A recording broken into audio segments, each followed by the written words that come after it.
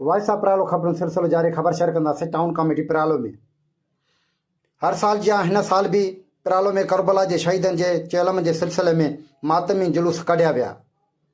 प्रालो में 22 सफ़र ते करबला में इमाम हुसैन अलैहिस्सलाम में ऐं उन जे जानसारनि जे चालीहे जे सिलसिले में मातमी जुलूस जुलजना ऐं शिया इमाम हुसैन बयान गॾु मरकज़ी इमाम बारगाह खां बरामद कया विया, जंहिंमें अदादारनि जकीरन ऐं सीना ज़ोरनि जो मातम कयो।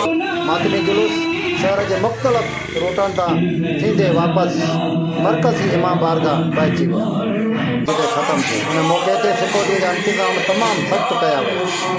जुलूस खां अॻु में मजलिसा इजाज़े ऐं मुंतक़िल कयूं वयूं, जंहिंखां पोइ मौलाना सैयद ज़मान अली शाह, मौलाना अशरफ खोसो, ज़ाकिर मुर्तज़ा शाह ख़िताब कंदे करबला में शहीदनि थींदड़ इमाम हुसैन ऐं उन जे जानसारनि जे अज़ीम क़ुर्बानीअ ते पिणु रोशनी विधी हुई ऐं मुख़्तलिफ़ रूटनि ऐं हंधनि ते पिणु सबीला क़ाइमु कई वई।